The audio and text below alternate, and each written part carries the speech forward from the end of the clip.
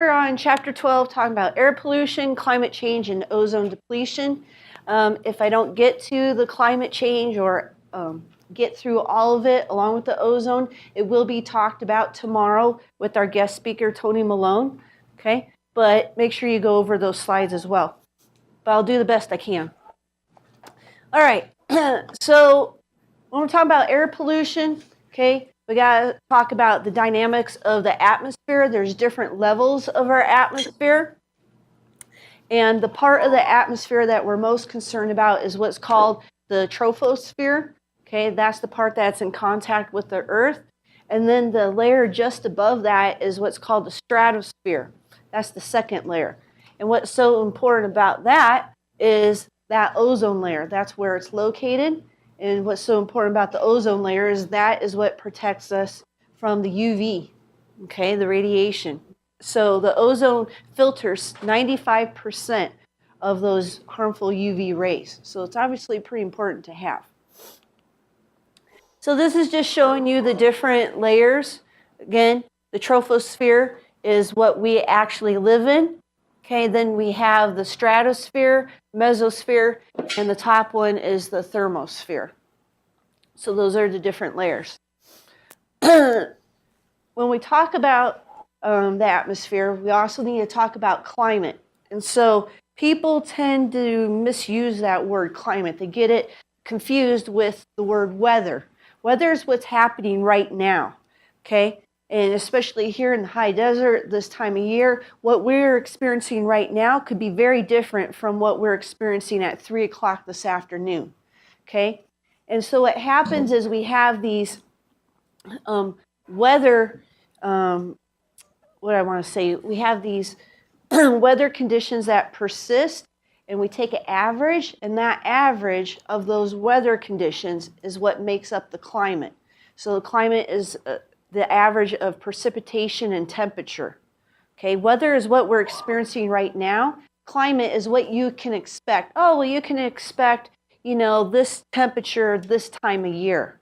So let's say that you're considering, well, I want to move out of state. What state am I going to go to? You're going to look at the climate to know what's happening different times of year. Okay, so with the climate, it is influenced with not only air circulation, but heavily dependent upon the oceans. The oceans is what dictates our climate. The closer you are to a large body of water, there isn't as much fluctuation, such as like, you know, along our coast, San Diego, Ventura counties. And the farther that you get away from the ocean, such as where we are, we actually have 4 seasons. Can't necessarily say that along the coast. So the different gases that are found in the atmosphere, these greenhouse gases being water, carbon dioxide, methane, and nitrous oxide. And what happens is, as you guys have heard about, is this greenhouse effect. It is a natural warming effect. Okay, this does naturally occur. Where the whole issue is people, how much, or is it also influenced with human activities? That's where the whole controversy is about. So the Earth naturally goes through these heating and cooling trends. That it just happens. So with air pollution, okay, it can be naturally occurring or it can be due to human impact. So you're like, how can, you know, air pollution happen naturally? Well, this happens all the time here in the high desert. Have high winds, you can see all those dust particles suspended in the air. Okay, and then we're breathing that in. Some people can handle it better than others, but it still affects everyone. This occurred, I mean, we're always, unfortunately, going through these wildfires, some years more than others, but this just happened in Mexico with volcanoes, and I think it was in Indonesia as well with volcanoes. All that ash gets spewed into the air, okay, and that's obviously affecting the air quality. And human sources, you know, we're constantly affected, you know, unfortunately, whether you take the bus or you drove here, okay, we all contributed to some sort of air pollution today just by getting here. Some of us maybe more than others, depending on the type of vehicle that we use, but, you know. Low below? Oh, you drove Big Red today? Yeah. Okay, well. So when we talk about these pollutants, again, there's natural sources and there's human sources that it comes from, but then also the pollution can be stationary, okay, or it can be moving as well. So there's a lot of ways of contributing to this air pollution. What happens is you have these primary pollutants, okay, and through chemistry, they can then combine with other pollutants or just other molecules that are in the air, and those are known as secondary pollutants. So there's different levels of it. So one big factor, one big pollutant for a long time was actually lead, okay? The thing is, it doesn't break down all that well in the environment, and it really does a lot of harm on our nervous system, especially with children. There's a lot of different sources that the lead used to come from. It still does with some of these, but some of these it's done away with, such as paint, sorry. Lead actually used to be in paint. And if any of you have kids, or maybe you have younger siblings or nephews and nieces, kids, especially little toddlers and babies, they just put everything in their mouth. And so if the wall was peeling, the paint was peeling, they literally took the paint and they'd eat it, or the paint for the cribs had lead in it, okay? And so this is how they got it into their system, and just giving it off fumes too. They would breathe it in. A big problem, a big contributing factor is coal burning power plants. So the ideal situation when we talk about any sort of pollution is the prevention of it, okay? That's the ideal situation, because if we don't prevent it, then we got to figure out how to try to clean it up. And sometimes that's not all that easy, if at all possible, okay? So like I said, lead taking out of paint. I don't know. I don't think any of you are old enough. Maybe you've heard about it, but I don't think any of you have been to the gas station where it used to be an option with your gasoline. Do you want leaded or unleaded? Do you guys even know what I'm talking about? Okay. So that actually used to be an option. Do you leaded or unleaded? Well, that's not even an option anymore. All the lead's been taken out of the gasoline. Now it's more about the octane number. How clean a fuel do you want? Okay. Another one that they're really starting to hone it down on more is ceramic ware, especially from overseas, whether it's from down Mexico, from Italy. They're very known for their pottery, and the glaze that they would use on the pottery contain lead. So if you buy pottery, that's like a big selling point, lead free. I'm like, oh, I didn't know it used to have it either. There are some places that still produce ceramics with the glaze that has the lead in it. So if you buy pottery, you want to be aware of that. If you're just buying pottery to look at, that's different versus you're actually eating and drinking from, okay? So when we talk about the coal burning, it is basically the number one contributing factor, depending on what part of the U.S., to industrial smog.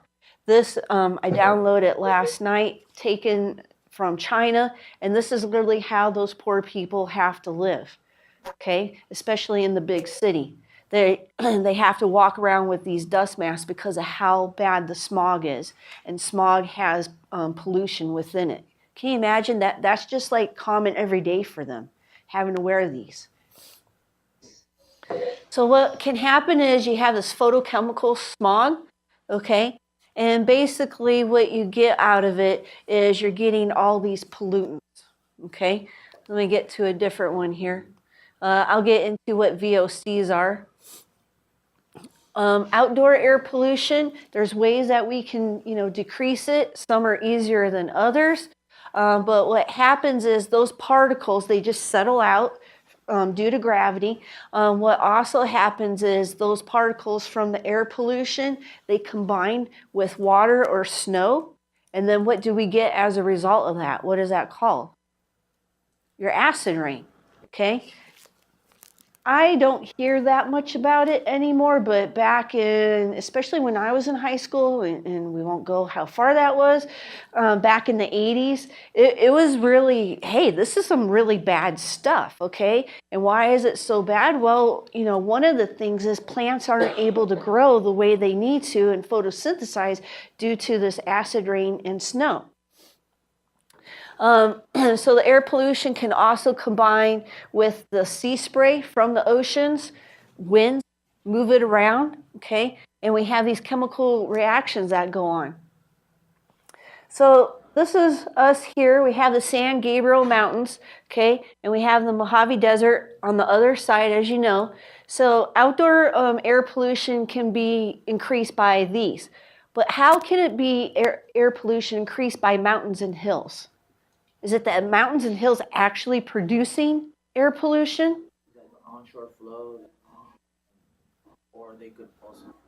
It traps it, right? So what really sucks is that we have pretty good air pollution. We have pretty good air quality up here in the high desert. We really do. When does our air quality go down? One of 3 times, well, 4 times. When the wind picks up, okay? Friday afternoons, Sunday afternoons. What's happening Friday afternoons and Sunday afternoons? The Vegas traffic, whether going to Vegas or coming back on that 15 is packed, okay? And then, so what happens is you can have this flow, offshore or onshore flow, this air flow from the ocean, and the pollution that normally just kind of lingers over LA gets pushed up over the mountains. And then it's in our area. And the part that really sucks about that is even though the pollution, we didn't create that pollution, we're still held accountable for that pollution, okay? And so the environmental science class that I was telling you guys about, that 1-unit class, we take a field trip to the air quality district. And we get to see like all the devices they use to monitor the air quality and where they do it and why it's so important, and and the policies behind it. So what we were talking about was with the acid rain, okay? And so where it occurs worst is in Asia, because they have a heck of a lot more, especially when I say Asia, you know, within China, because they have a lot more pollution. But any, especially big cities, you're going to have more of this. And so there's ways that we can go about trying to offset it. It causes respiratory disorders. It damages things too. The finishing on your cars, statues, national monuments. You don't really think about it, but you know, the Statue of Liberty, you know, things like that. It's highly corrosive, and so it eats away at the building too. Aquatic systems are really affected by it because it lowers the pH. Our pH scale goes from 0 to 14. Okay, halfway neutral mark is 7. And if you go either end of the pH scale, that you're going into like a danger zone, so to speak. The farther away from 7, the more acidic or more alkaline. Oh, you always think about things are dangerous because it's acidic, okay? But the fact of the matter is, if you have something that's highly alkaline, that's just as dangerous as being acidic. And so what happens is the acid rain actually lowers the pH because it makes it more acidic. And those aquatic animals, they have no way of handling that. They can only tolerate so much, and then they start dying off, okay? And so what also happens, like I said, it weakens the trees. You weaken the trees, and what's going to happen is that, with that, we don't get as much oxygen. Something I like to point out too is we always assume that our major oxygen supply comes from trees, you know, how there's, you know, don't cut down the rainforest and all that. But what we tend to forget, especially with our oceans, they're actually the highest net primary producer when it comes to producing oxygen, okay? And it makes sense, okay? If you ever go to the beach and there's that kelp that, you know, comes up on shore, that's called your giant kelp, macrocystis, okay? That stuff can grow not inches a day, but feet a day. A tree can't do that. Trees don't grow feet in a day. They don't even grow inches in a day. That giant kelp literally can grow like 3 to 4 feet in a day. In order to do that, they obviously are able to photosynthesize very effectively. Okay. So this is showing you here the acid rain, how it's formed. You have the sulfur dioxide with this nitrogen oxide, otherwise known as NOx, N-O-X. That, I know you can't see it here, but that's what that little subscript is. It's an X. So those they get released, they go up in the air, and they combine with the moisture and other particles. And what comes down is your acid rain, and it just sounds weird, acid snow. Okay, and then those toxic particles come down with it as well. So again, when we talk about pollution, it's best trying to just prevent it because the cleanup isn't always all that easy. So a major way of preventing it is just not spewing it out into the atmosphere. Okay, but if it is spewed out into the atmosphere, there are ways of cleaning it up. Such as adding lime. Lime is alkaline, and so if it's acidic, it brings it back to neutral, a pH of 7. Okay, that's what we're trying to strive for. 6.5, 7.5, that's okay, but again, the farther away from 7 on both ends, the more dangerous it's becoming. You can add phosphate fertilizer to these lakes that have been acidified, but there's a problem to that. We went over this term before called eutrophication. Okay, if you add fertilizers in the water and that water is warm in the summertime and fertilizer, okay, is a nutrient, what's the potential of happening? You have those algal blooms. And then that sucks up all the dissolved oxygen from the aquatic life within the lake. So that you have to be very careful about doing. And again, not just with water, but you can add lime to soil too. And anyone that does planting knows this with their soil media. So typically when you think about air pollution, you always think about the outdoor air pollution. You really don't consider indoor air pollution. And it's actually as bad, if not more of a serious problem than the outdoor air pollution. Okay, and it kind of makes sense. Outdoors, a lot of times you can get fresh air. You can move away from the area. You're confined in this area indoors. So ways that we get this indoor air pollution, tobacco smoking, believe it or not, I know it's not in the state of California, but there are still parts of the country where you can go to restaurants and they ask you smoking or non-smoking. And even as a little kid, I wondered about this. I'm like, okay, so we're not smoking in this area, but the smoke is still kind of lingering over here. And as you know, they found out that secondhand smoke is actually worse than firsthand smoke. And my parents used to smoke. I'm like, thanks, Mom and Dad. But they didn't know that back then either, okay? So these are all different ways of getting indoor air pollution. There's a lot of health problems. So this, very overwhelming. I'm not going to go over it in detail. You can look at this more in detail straight out of your book, 12-8.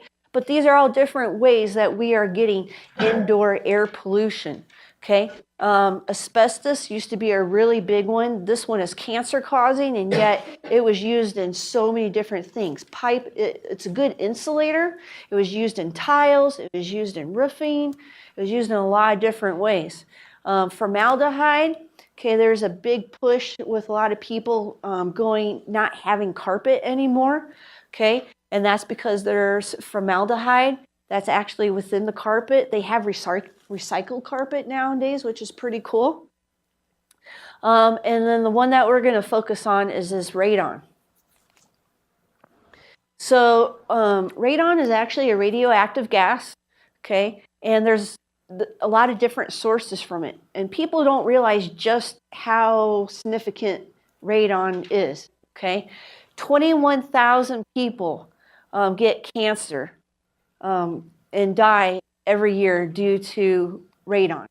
58 deaths per day, okay? there was 2 different graphs that I saw on the internet. It seemed like more graphs were showing that there's more people that die from radon exposure than from, I think it was from car accidents. What? That's kind of an eye-opener there. So where is this radon even coming from? Well, as we were discussing before we went live with the Lewis Center, just like chromium-6, just like arsenic, radon does naturally occur, okay, within the soil. And what happens is, as we have these little earthquake tremors, it gets released. Fracking, we've talked about it, what that's all about. It gets released through that. It gets in the water. Again, this is a natural process. And then it comes into our house when you take a shower, when you drink it. So depending where you live, okay, it is a concern here in the U.S. It's more so within like the Midwest areas, okay? But you can go online, they'll have these maps and you can look for your specific areas. Some of them are very general. They say, oh, all of California, there's certain 1 or 2 little pockets, but for the most part, California is pretty good. But then if you want to zoom in your area, you can do that too. But this graph here is showing you where does the radon come from. Almost 70% is just naturally within the soil, okay? So there's not much you can do about that part of it. And then well water, 18%, outdoor air just naturally occurring is 9%, building materials 2.5%, and then public water supply is 0.5%. So again, it does naturally occur, okay? There's this term when we talk about pollution. The solution to pollution is what? Dilution. It's a little poem. Where are you? No, you should have done it. I didn't know. Yeah, the solution to pollution is dilution. It's really not a solution. I mean, the pollution is still there. But let's say you had this, chemical within a bottle of water. Okay, it's highly concentrated. Now we take that bottle of water and put it in your bathtub. It's going to be diluted. It's still there, but not as highly concentrated. So that's one of the ways that we deal with pollution. But how do you do that if it's in the air? Okay? So there's a lot of respiratory problems with whether it's outdoor air pollution or indoor air pollution. Because what happens is your respiratory tract, a lot of times, this time of year we're all getting sick and whatnot, and it gets all congested and whatnot. But your nose hairs, your cilia, those actually start not functioning the way they should, okay? And when you talk about this air pollution, there's what's called particulate matter, PM. And the bigger the size of that pollution is actually better. Why would it be better to have bigger molecules rather than small? Because go through your cilia, go all the way to Right. your lungs, and go straight to your... So the bigger particles, that's the stuff that can get filtered out with, air filters or filtered out through, like you were saying, through our nose hairs and the cilia and everything. It can get captured, those big particles. But when you get down to the really smaller stuff, it bypasses and it goes right into our lungs. Okay? So when they talk about air pollution, they'll tell you like the size of those particles too. The smaller, the more dangerous. Okay? So the effects, of smoking and prolonged air pollution, chronic bronchitis. I've never had it. My husband came down with bronchitis once, and he said it felt like someone was just stepping on his chest and it hurt really bad. He actually drove himself to the ER. I'm like, it's really bad when you just take yourself to the ER. He goes, I'm like, you want me to take it? He goes, well, there's nothing you can do. I'm like, well, all right, just stay home with the kids, I guess. Emphysema and some of these, again, chronic. He only had it that one time for whatever reason, but there's some people that are highly susceptible, with the asthma, emphysema, bronchitis. You just say it and they almost get it. So, you like that? So I downloaded this one last night too. I didn't make up the slide, but all this is actually satellite imagery, taken from outer space looking down, Beijing. And this, All this gray crap is pollution. And look at how thick and dense it is. So 3.2 million deaths worldwide due to air pollution, most of those from Asia.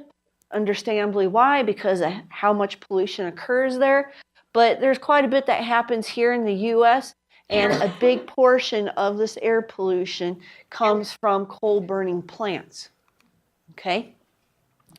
So what this is showing you here is where all the deaths occur, okay, due to air pollution. Why do you think you're seeing more deaths per year over here versus over here? What's going on?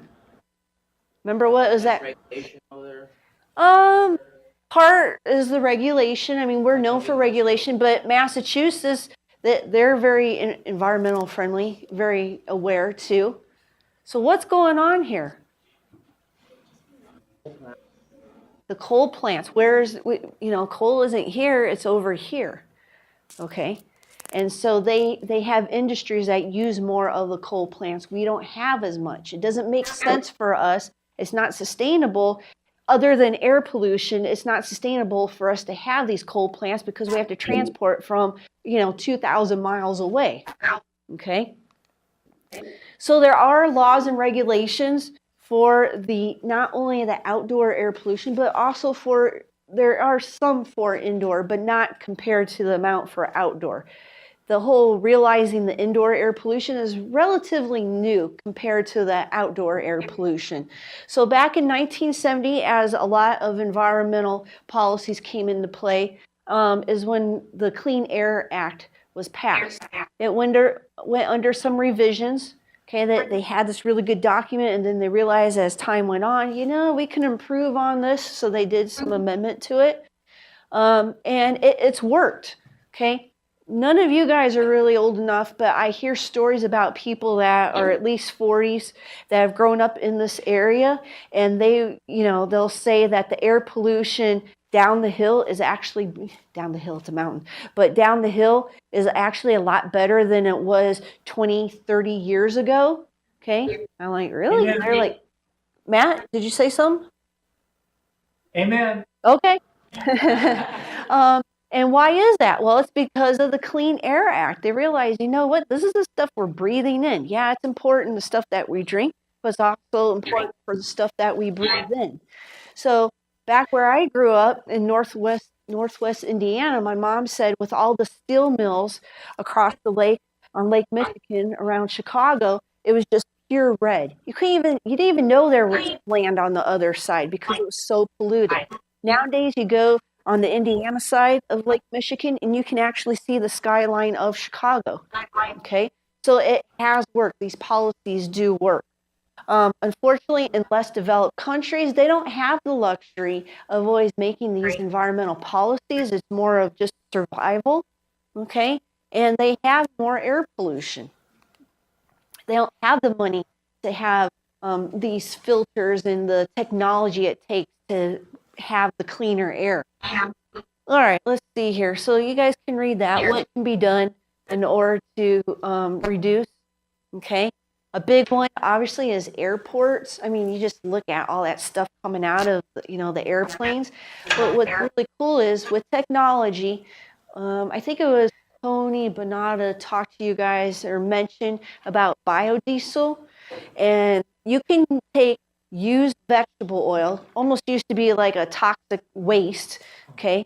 And it's like, what do I do with this 55-gallon drum of used vegetable oil? Now it's a commodity. People like literally fight over this used vegetable oil because you can take that used vegetable oil and make biofuel out of it, okay? And I don't remember which airline, but there is an airline that does use biofuel for their airplanes, which is way cool. So there's this really intensive program called cap and trade emissions trading, where you can, if I have too much air pollution and this person over here hardly has any, you basically buy credits from them. That way you don't get dinged. Okay. So the major way of reducing the air pollution again is through your emissions. Okay. Let's see here. Dun, dun, dun, dun, dun. Motor vehicle. Yeah, we know about that. Let's get over here. Prevention. Again, if you have to use coal, as we've talked about in the past, there's different grades of coal, and some coal isn't as dirty burning as others. So it's ideal to use that type of coal instead. Or you can convert the coal to a liquid or gaseous fuel, okay, instead of burning the dirty coal itself. Or instead of using the coal, switch to natural gas or renewable.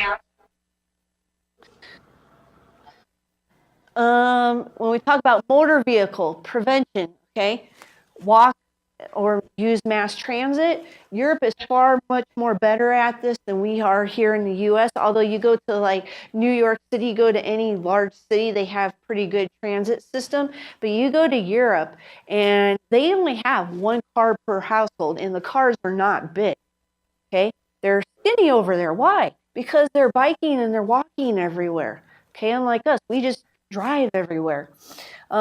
Have vehicles that have better fuel efficiency, okay? And those older ones, get them off the road. They're actually, correct me if I'm wrong, Neville, okay? No, well, now that you brought it up, but I know, isn't there like some sort of exemption where if your vehicle is of a certain age, they're kind of exempt? Yeah, they are. Yeah. I mean, you know how you like go into those old car shows and everything, but there's at a certain point, like if it, I'm just putting it out there, I don't know the actual year, like if it's 1960 and below, then they're kind of exempt from all these, what am I trying to say, all of these regulations. That's not cool, okay? Why am I paying all these tax dollars, you know, within my registration and everything, and yet they're not, okay? I'm just saying. So when we talk about outdoor pollution, what can be done? Again, there's prevention and there's cleanup. Indoor air is actually anywhere from 2 to 5 times more polluted than outdoor air pollution. Again, and this is what we hear so much of, is the outdoor, not the indoor. So what can we do about the indoor? Well, unlike some of the states, ban indoor smoking. Okay, we don't give it a second thought in California. It's like, I thought everyone, you know, we kind of think everyone else in the 50 states does things the way California does, and that's very not true. Okay, that's not the case. We tend to live in our own little bubble, and we tend to think this is how it's done, not just throughout the whole US, but throughout the whole world. And that really isn't the case. So ban the indoor smoking. If you want to, you know, pollute your lungs, go for it. But, you know, don't mess up my air quality, go away. And so, you know, if you do smoke, you're allowed to do so, but it's like 20 feet away from any building structure that it's supposed to be, okay? What can be done is there's that dilution. How can you dilute it? Well, get air flowing through, okay? There was something I wanted to mention here. Use less polluting cleaning agents, paint and other products, even the stuff that we buy for the home. Cleaning agents, think about like nowadays we have self-cleaning ovens. Basically, it just gets up to a certain temperature, but back in the day, easy off, and you used to spray that stuff, and you're breathing that in, and, you know, really bad stuff. So you can find a lot more environmental friendly cleaning solutions out there. So again, outdoor air pollution has been monitored, not monitored, but there's been regulations since the 70s, but that's not necessarily the case for the indoor. And so what can be done about it? Well, raise your voice about it, okay? Power in numbers. So if you can get it on that political agenda, then the congressmen and, you know, the lobbyists and all that, if they put it on the agenda, then they actually have to deal with the situation. So make them aware. Hey, this is a major concern, okay? And put a little pressure on those companies. Do they really need to, I know that they're trying to run a business, but do they need to do it so toxically? Maybe they can run it a little more efficiently, cleanly. When we went to the mining, Mitsubishi mine, it's actually a pretty clean business. I mean, you weren't seeing all the stuff being spewed out and everything, and that's due to the regulations, but that's an outdoor air pollution thing. again, we got to focus on the indoor air pollution. All right, so talking about climate change, again, this isn't a new thing. It was a big hot topic on our last election. It has been for every election for quite some time now. And the fact of the matter is that it does happen, okay?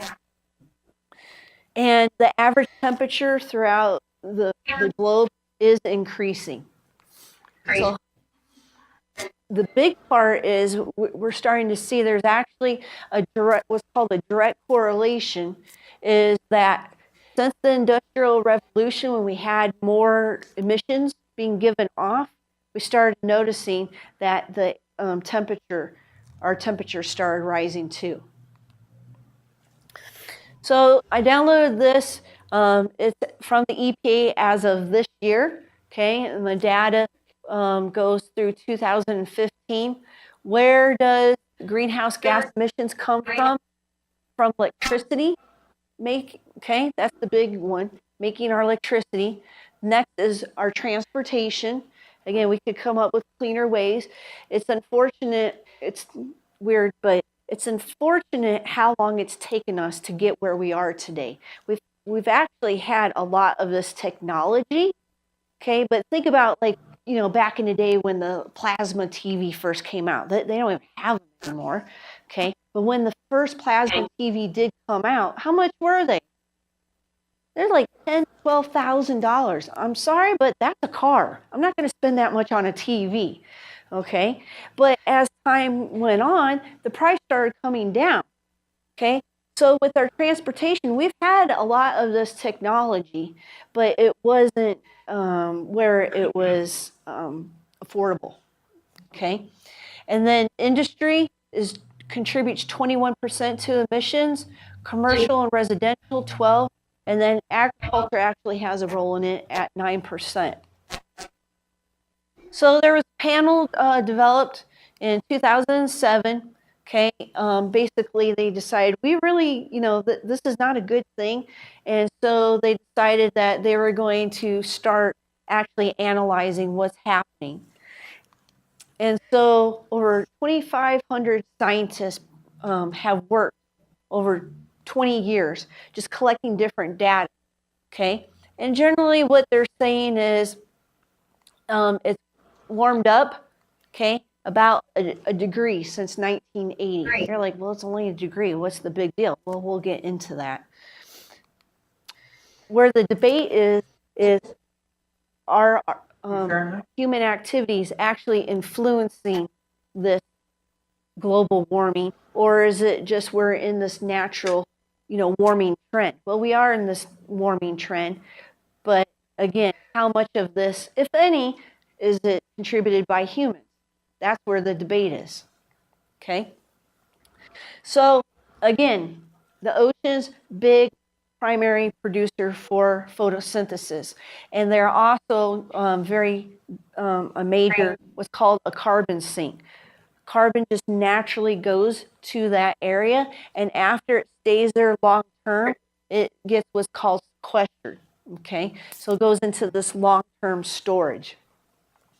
As a result, what's been happening, our oceans have increased anywhere from almost a half a degree to over a degree in the last century, okay? So what's the big part of that? Oh, I'll get to that. Warm temperature actually creates more clouds. And as you know, for the most part, clouds act like an insulating blanket, so it's trapping heat. Okay? Aerosol cans. This here, Aquanet, I don't know if you even know that, but back in the 80s when we had that big hair and you had the glam rock going on and everything, I don't know, but, you know, I could point to two things in my house off this one picture. Okay, Thanksgiving, got to have that, you know, ready whip on your pumpkin pie and everything. And then I actually have the pan for when I'm cooking. Well, I don't have to have the Cool Whip. Look, I don't need the Cool Whip, all right? And how can I go about not using the spray, the aerosol PAM spray? Well, they have these spray bottles where I could put like olive oil and it mists it out, so I could eliminate using the aerosol. kind of like duct tape, when in doubt, use WD-40 to lubricate something, okay? So these have a huge impact on our environment. And we have realized it, we're trying to cut back on it, but less developed countries, if they have access to it, they kind of go overboard with this. So when I talked about what's the whole big deal, the ocean 1 degree, well, it's causing ice and snow to melt. Okay, so what's so big about that? I mean, we just go into all of this, rising sea levels, our coastline. Okay, what is California known for? Our beautiful coastline, right? I mean, that's why I wanted to come out to California. I mean, go to the beach, it's beautiful, it's awesome. But we're losing. We're losing it for two reasons. All the water is being dammed up, okay? And that has dammed up not only the water, but the sediment that would have naturally come down and replenish our beaches. And then we have the rising water because of the melting ice caps. We've experienced drought. Yeah, we're still in one despite what people say. Okay, well, California will pretty much always be in one. It's just how bad one is what it amounts to.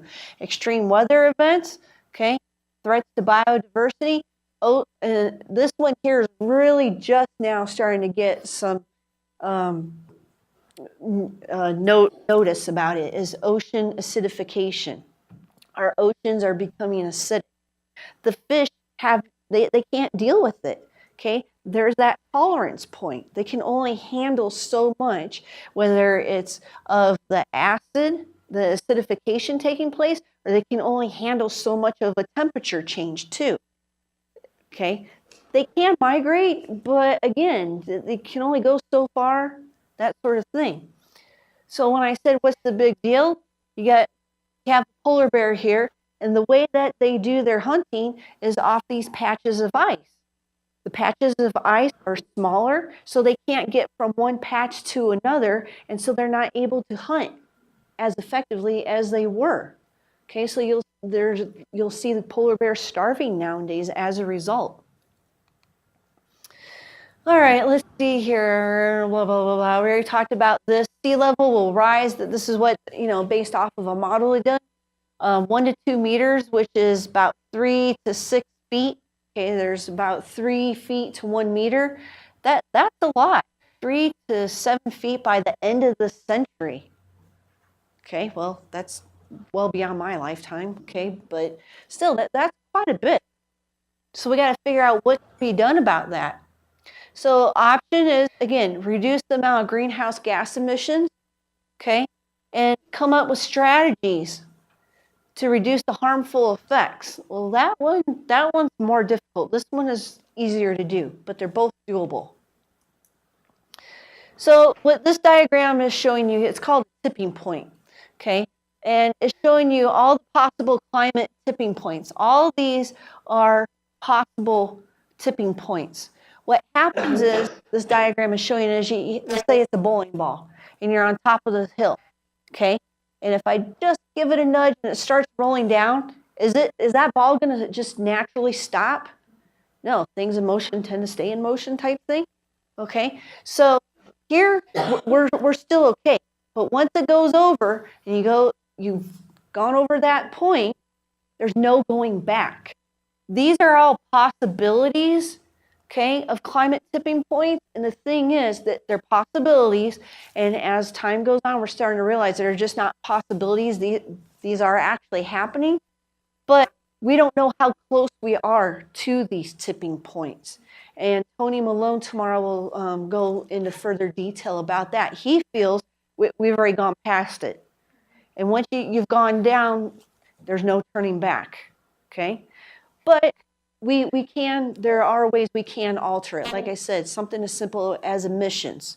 Our cars that are generated, they're much cleaner. We're not doing as much coal, okay? So there are ways that we can go about this. All right, so we've talked about that. Let's see here. Use more sustainable agriculture and forestry. Instead of just doing clear cutting, as we talked about in the past, do selective cutting, okay? But that's kind of becoming hard to do because we have this bark beetle. in our forests now. That's just destroying all our forests. So how can I selectively cut anything if nothing's good to cut? Okay. Let's see here. So what happened was back in 2007, there was this big campaign that went on, and it was the Billion Tree campaign. And they wanted to, it was basically a response because of global warming, okay, due to climate change. And basically they wanted, instead of just chopping down all these trees, they wanted to start putting trees back. And so there's been some real success stories, and it hasn't just happened once back in 2007. Other countries have taken to it as well. So this is showing you here what this area used to look like in 2013, and then after they did their tree planting. Okay, my only thing is that sounds good, but just by the picture, and I don't know, but what seems to be going on here with those trees? Do you see it? Does it look any different? It looks like they're doing all the same tree. I don't know what normally was there, but if there's different types of trees, I mean, we want to have that biodiversity. You don't want to just a billion trees of the same type. Okay, so that's when you hire your biologist to figure out, well, what used to be there. Here's another before picture, and then here's after. Okay, so that's happening in different areas throughout the world, which is really good. Not only because of, not only because of, it's going to put more oxygen in the air, but by having vegetation, now you're going to reduce soil erosion. Okay, there's a lot of pluses that come into that. And so we talk the capturing and storing of the carbon dioxide. They have what's called your carbon capture and storage, CCS. So it's carbon dioxide that would be stored and remain sealed forever. It seems kind of out there, but they've been trying to do this. The thing is, it can't have any leaking, okay? And the thing is, it requires large amounts of energy, which actually increases the carbon dioxide emissions. So it promotes the continued use of coal, too. And we're trying to go away from that. We're trying to go to the renewable, not the non-renewable. So basically, with this, we can have these different type of energies, but it's best if we minimize the non-renewable and go more towards the renewable. Okay, there was actually a treaty back in '97 to slow climate change. They wanted to reduce the emissions. Ironically enough, it wasn't signed by us in the US back at that time. And then they had a climate change conference in Copenhagen. Okay, we had the Paris Accord, where different countries get together trying to brainstorm, what can we do, how can we do it, that sort of thing. Let's all work together on this. It isn't just one country's problem. Okay, air is in water, it's a fluid, it moves around. So even though the pollution occurred in this one area, like LA, it is now our problem here in the desert. So make sure you go over that, okay, as far as, different ways, individuals, what they're doing in different corporations, okay. What you can do, okay, you guys, extra credit project, do your carbon footprint. It gives you some ideas. It's like, oh, wow, I didn't really realize that I had that much input into the outdoor air pollution or even the indoor air pollution, okay? Go here, energy efficient appliances, compact fluorescent. That's kind of, even now, that's old school mentality nowadays. It's all about the LED. I know it's more expensive initial cost, but long-term cost, and they go on sale. You buy a pack at Costco and they go on sale. Okay, if it goes, that says it's supposed to last 25 years. Well, if it doesn't, Costco, you just bring it back and they'll give you a new one. Okay, so there's all these different things that you guys are probably aware of, but there might be some that you're like, oh yeah, I never really thought about that. Some something as simple as wash clothes in warm or cold water. Doesn't have to be hot water. And try hanging them outside to dry instead of using the dryer. It actually smells good. It smells really nice when you hang them outside. My mom didn't always used to like doing it because we had a mulberry tree, and then the birds ate the mulberries, and then they poop, and our white sheets were now purple. Then she had to rewash them again, you know. But so climate change, what can we do? We've talked about this in the past. Connect wildlife reserves with corridors so we don't have those populations that are totally isolated. Basically, they become their own islands. The corridors allow the wildlife to pass back and forth to keep that biodiversity. Okay. Another one is move the hazardous material tanks away from the coast. Really move it away from any water source. But then you get that whole NIMBY mentality. Not in my backyard. Okay. So do I put it in Arizona? Do I put it in New Mexico? Do I put it in Utah? Okay. These big vast areas where there isn't any population. All right, so the ozone, okay? The ozone, basically, this is what protects us with the UV protection, and we're not being protected as much as we used to be, okay? There's these chlorofluorocarbons, CFS, but there's other ones as well that are very well known for depleting the ozone. Okay, a lot of this has to do with the chemical solutions that are used, cleaning solvents. So there's chemists at UC Irvine, and they did some research, and what they realized is, yeah, these CFCs, they break down that stratosphere. So what's the whole hoopla about the stratosphere? That's where the ozone is, and that's what's protecting us. Okay. So one CFC molecule can last anywhere from 65 to almost 400 years. Just one little, something you can't even see with the naked eye, and it can last that long and have that much potential harm. This was I downloaded this last night. This is where the ozone is not occurring, okay? But what's kind of cool is, look at this. Okay, this was from NASA. So if you're actually interested, go on to Blackboard for the PowerPoint, go to this link, and this was published just this month, okay? Warm air helped make the ozone hole smaller since 1988. It's like, but I thought there was all this, the global warming and everything. But NASA just put this out this month, that because of the warmer temperatures, the hole is actually getting smaller. And Tony... Oh, right there. Be here tomorrow. Huh? Tony will go over that more tomorrow, so I don't want to ruin his little... What? Oh. What did you do? Say goodbye to people. Oh, see you guys. We'll have a guest lecture tomorrow, and he'll go over more of the ozone and climate change. So see you tomorrow. Quit yawning. Cover your mouth.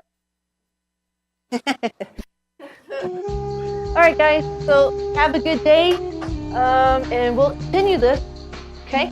But make sure you go over the slides yourself too. Oh, I wanted to go over that one. That was a cool phytoplankton. Oh. Yes, sir. Let me turn this off so everyone can hear.